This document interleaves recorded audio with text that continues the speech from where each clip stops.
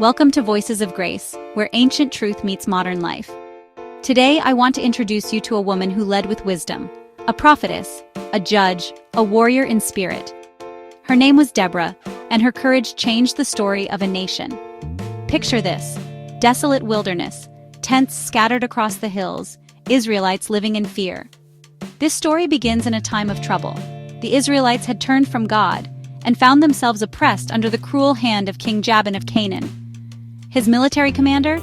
Sisera, a man with 900 iron chariots, ruthless and unshaken. For 20 years the people cried out, and God heard them. High in the hill country of Ephraim sat a woman named Deborah. She wasn't a queen, but she ruled with justice.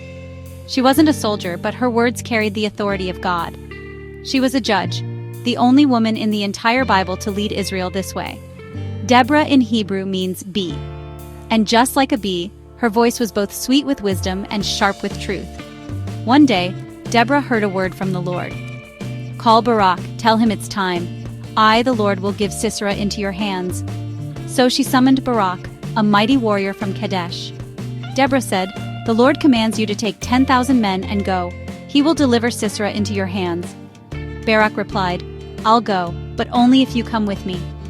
Barak wasn't doubting the mission, but he needed her faith, her presence, her leadership. And Deborah agreed. But she made it clear, because of this, the honor won't be yours. The Lord will deliver Sisera into the hands of a woman. The day of battle came. The army of Sisera thundered forward in chariots. But then, God moved. A storm poured down. The ground turned to mud. The iron chariots stuck. Barak's army swept down the mountain and the Canaanite army was crushed. But Sisera, the commander, escaped on foot, defeated, humiliated, running from the God of Israel. He found a tent, the home of a woman named Jael. She offered him milk, a blanket, and a place to rest. But when he fell asleep, Jael ended his life just as Deborah had said. Victory came through the hands of women. And Deborah, she sang. She lifted her voice in praise. When leaders lead in Israel and the people willingly offer themselves, bless the Lord. Her song wasn't just about war, it was about obedience, partnership, and faithful leadership. Deborah didn't ask for a crown. She didn't wait for permission to speak. She listened to God, stood in the gap, and used her influence to raise up leaders and free her people.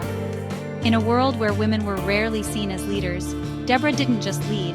She led with fire, faith, and fierce obedience. Deborah reminds us, you don't need a title to be called.